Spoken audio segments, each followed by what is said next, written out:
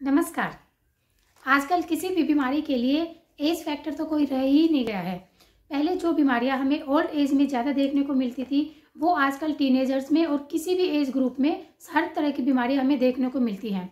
उन्हीं डिजीज़ में से एक है आर्थराइटिस की बीमारी।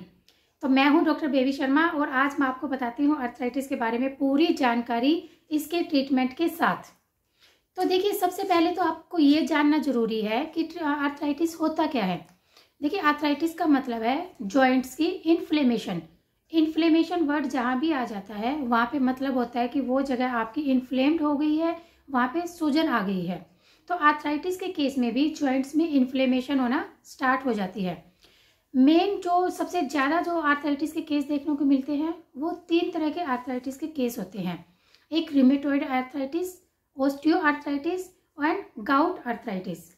इसके अलावा भी इसकी बहुत सारी टाइप होती है जो कई बीमारियों के साइड इफेक्ट के रूप में हमें सामने आती हैं। जैसे अगर आपको टीबी है तो ट्यूबरकुलोसिस आर्थराइटिस, या फिर आपको सोराइसिस है तो सोराइटिक आर्थराइटिस। इसके अलावा एक होता है सेप्टिक आर्थराइटिस। तो हर एक डिजीज के साथ जो जो उसके कॉम्प्लिकेशन होते हैं उनके रूप में जो आर्थराइटिस होता है उसके साथ ही उस आर्थराइटिस का नाम आ जाता है उस डिजीज के साथ। लेकिन जो सबसे ज़्यादा केस हमें देखने को मिलते हैं वो इन 3 ही तरह के हमें केस देखने को मिलते हैं। तो इनमें मैं आपको छोटा सा डिफरेंस बता देती हूँ क्या क्या डिफरेंस होता है। ऑस्टियो आर्थराइटिस में मेनली क्या होता है, देखिए हमारी बोन्स के आसपास जो टिश्यू होता है कुछ इसमें कार्टिलेज होती है, मसल टिश्यू होता है। तो ऑस्टियो आर्थराइटिस में ये जो कार्टिलेज है जो एक कैप का काम करती है 2 जॉइंट्स के बीच में, उनको प्रोटेक्ट करती है। तो धीरे धीरे ये कार्टिलेज डिस्ट्रॉय होना शुरू हो जाते हैं, उनका क्षरण होना शुरू हो जाता है और फिर जॉइंट्स जो आपस में लुब्रिकेशन होता है वो ख़त्म हो जाता है और आपस में जॉइंट्स घिसते हैं तो उसमें बहुत ज़्यादा पेन होता है। ऑस्टियो आर्थराइटिस इसी को कहते हैं। इसमें बोन डेंसिटी, बोन्स हमारी डिस्ट्रॉय होना शुरू हो जाती हैं। और रूमेटॉइड आर्थराइटिस में क्या होता है, देखिए ये एक पूरा कैप्सूल होता है। हर एक जॉइंट एक कैप्सूल के अंदर अनक्लोज होता है और इस कैप्सूल के ऊपर होती है सिनोवियल मेम्ब्रेन और इसके दोनों जॉइंट्स के बीच में जो फ्लूइड होता है उसको हम कहते हैं सिनोवियल फ्लूइड। तो रूमेटॉइड आर्थराइटिस में सबसे पहले बोन डैमेज ना होकर जो सिनोवियल मेम्ब्रेन है उसमें इन्फ्लेमेशन हो जाती है। ये जो इन्फ्लेम्ड सिनोवियल मेम्ब्रेन है ये आपके जॉइंट में पेन करती है और इन्फ्लेमेशन के जितने भी साइन हैं वो आपको देखने को मिलते हैं। थर्ड आता है आपका जो यूरिक एसिड जब बढ़ जाता है उसकी वजह से जो होता है जिसको हम गाउट कहते हैं, गाउट आर्थराइटिस, वो होता है ब्लड में यूरिक एसिड बढ़ जाने के कारण। अब अगर आपका यूरिक एसिड नॉर्मल से बहुत ज़्यादा हो जाता है ब्लड में तो वो जॉइंट्स में एक्यूमुलेट होने लग जाता है और उसकी वजह से जितने भी इन्फ्लेमेशन के साइन होते हैं, आर्थराइटिस वाले साइन होते हैं, वो आपको देखने को मिलेंगे।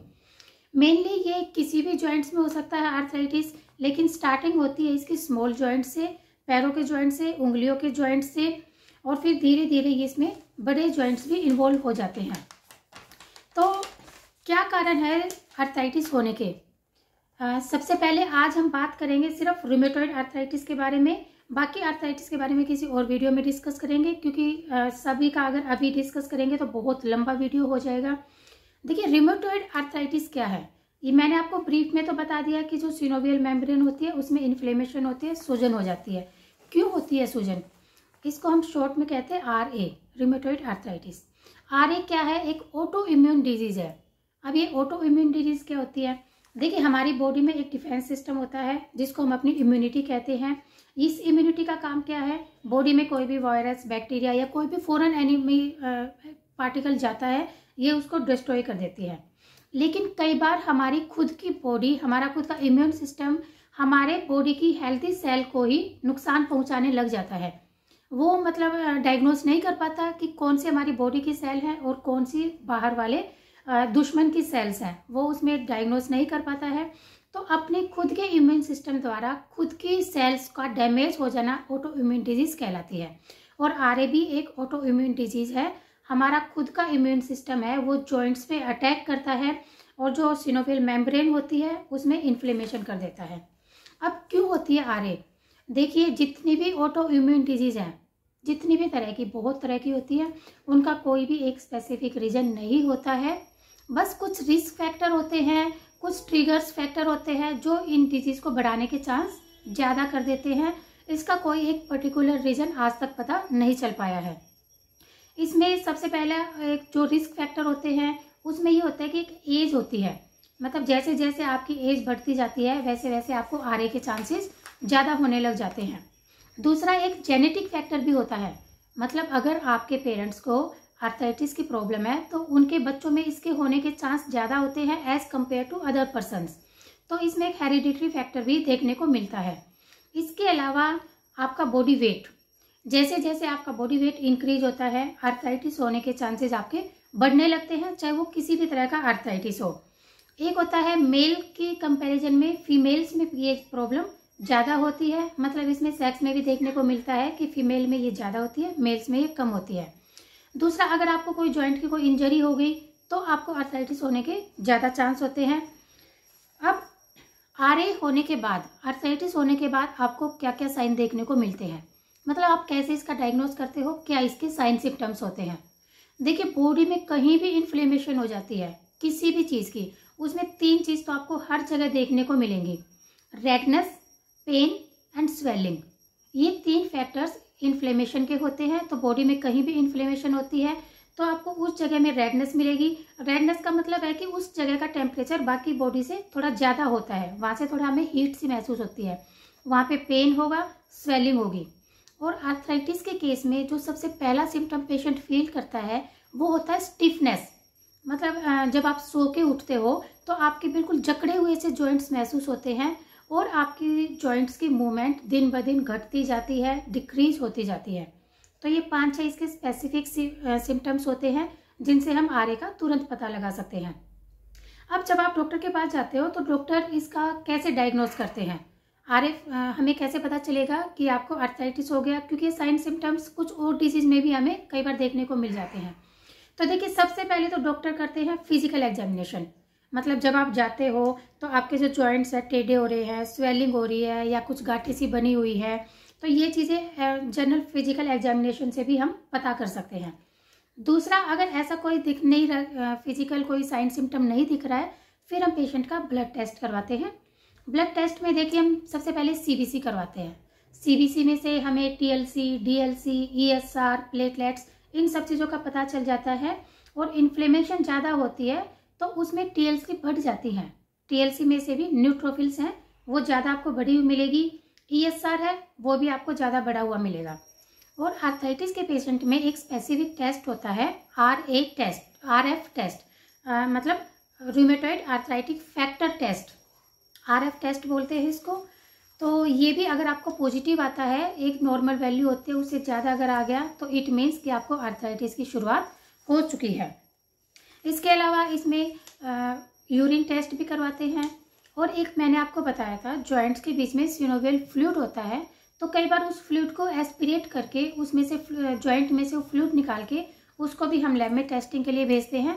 और अगर उसमें इन्फ्लेमेटरी सेल्स मिलती हैं तो ये भी एक साइन होता है कि आपके आर्थराइटिस स्टार्ट हो चुका है। और गाउट वगैरह में हम यूरिक एसिड का भी टेस्ट करवा लेते हैं। अब ब्लड टेस्ट के बाद बात आती है कुछ और हायर टेस्ट की। अगर हमें पता करना है, देखिए ब्लड टेस्ट है तो ये क्लियर हो जाएगा कि आर्थराइटिस है या नहीं है। अब आर्थराइटिस ने जॉइंट को कितना डैमेज किया है, क्या उसकी कंडीशन है, वो किस लेवल तक का है, ये हम इमेजिंग से पता करेंगे। इमेजिंग में सबसे पहले होता है एक्सरे। देखिए, एक्सरे में हम क्लियर ये नहीं बता सकते कि आर्थराइटिस है या नहीं है, लेकिन आर्थराइटिस की वजह से जो बोन्स को, टिश्यू को, कार्टिलेज को जो डैमेज हुआ है वो हमें एक्सरे में पता चल जाता है। डिजिटल एक्सरे होते हैं, उसमें आपका बोन्स की जो हल्का फुल्का डिस्ट्रॉय होता है तुरंत दिख जाता है। इससे भी आगे एक स्कैन होता है जिसको हम कहते हैं सीटी, कंप्यूटेड टोमोग्राफी। इसमें बिल्कुल ट्रांसवर्स सेक्शन लेते हैं जिस भी एरिया का आप करवाना चाहते हो, और इसमें बिल्कुल माइन्यूट से माइन्यूट इंजरी या कोई भी ऐसी प्रॉब्लम है वो हमें तुरंत दिखाई दे जाती है। इसके अलावा हम उस पोर्शन की एमआरआई भी करवा सकते हैं, मैग्नेटिक रेजोनेंस इमेजिंग, ये भी एक टेक्निक है। किसी भी एरिया में अगर कोई ज़्यादा प्रॉब्लम है तो हम उसी पोर्शन की एमआरआई करवा लेते हैं।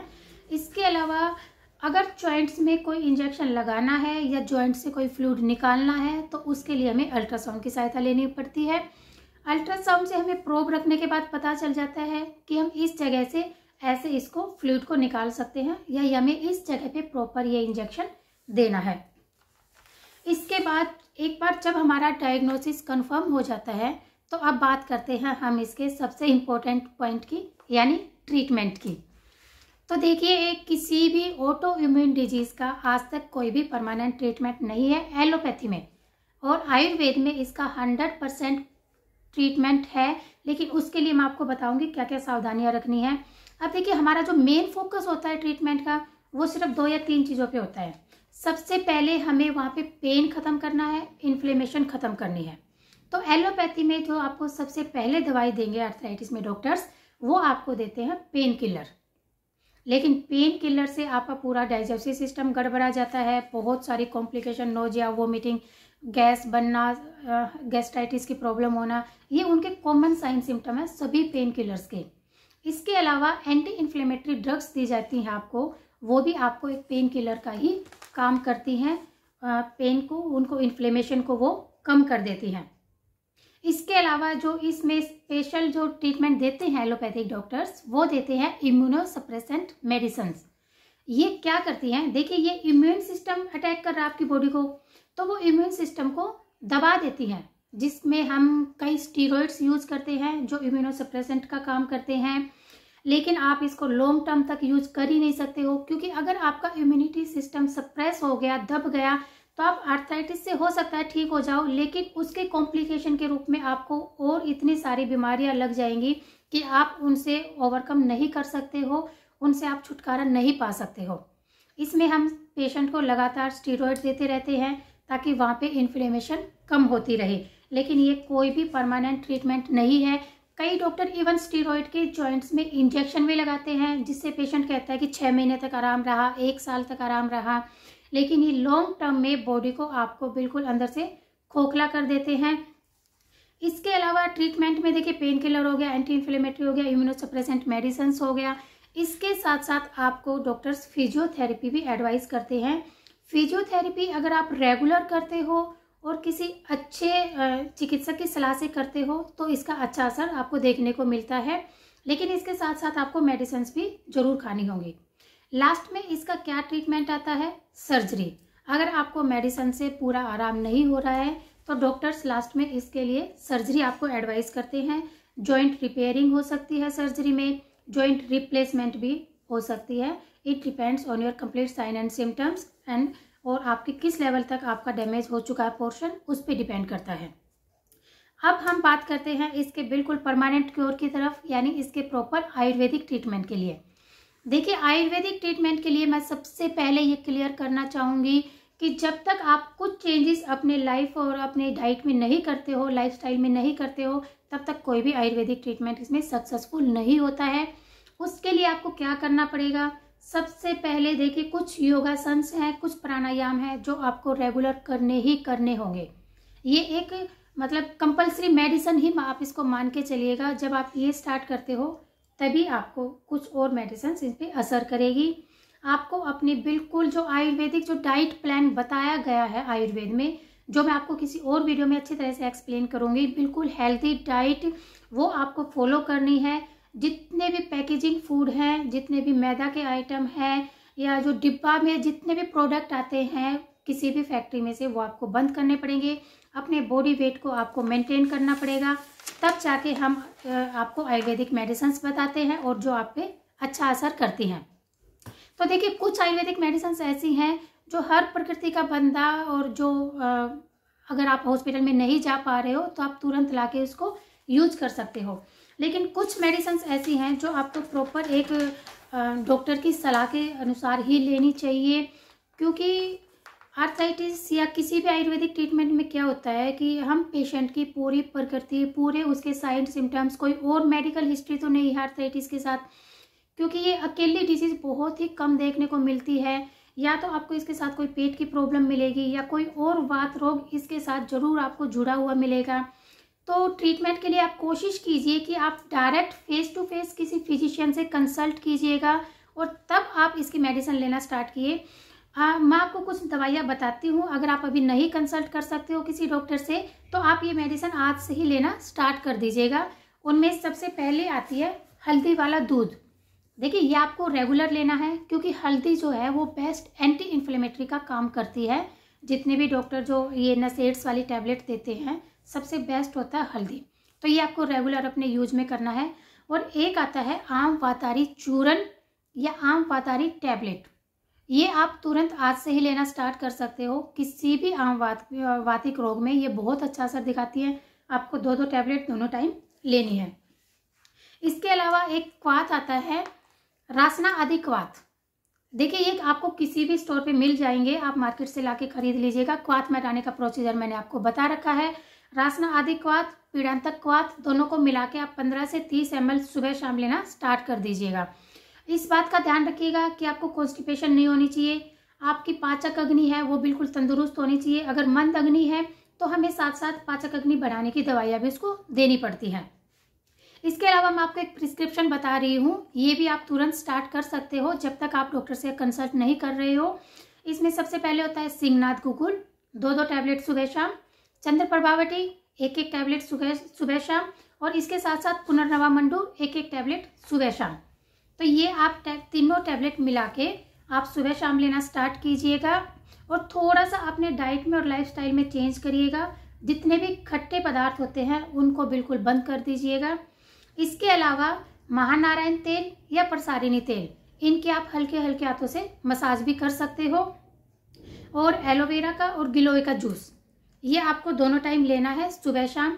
अगर ये अवेलेबल नहीं है तो मार्केट में एक अमृता रिस्ट आता है, रेडीमेड सिरप है, तो इसको भी आप दोनों टाइम यूज कर सकते हो। इसके अलावा आर्थराइटिस के आयुर्वेद में बहुत अच्छे अच्छे योग हैं, जैसे वात विध्वंसक रस, महावात विध्वंसक रस, वृहद वात चिंतामणि रस, स्वर्ण माक्षिक भस्म, परवाल पिष्टि, शिलाजीत रसायन। लेकिन ये सारी मेडिसिन हम पेशेंट का पूरा एग्जामिनेशन करके ही उसको प्रिस्क्राइब करते हैं, क्योंकि देखिए एक डिजीज के साथ कोई ना कोई दूसरी डिजीज इन्वॉल्व होती है और हमें उस बंदे की प्रकृति के अकॉर्डिंग फिर उसका पूरा ट्रीटमेंट करना होता है।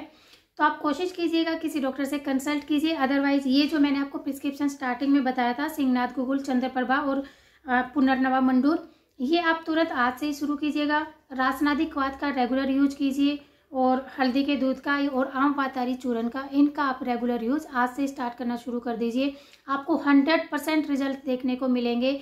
और कोशिश कीजिएगा थोड़ी सी एक्सरसाइज करने की, ताकि जो जॉइंट्स की मूवमेंट है वो आपकी दिन ब दिन इंक्रीज होती रहे।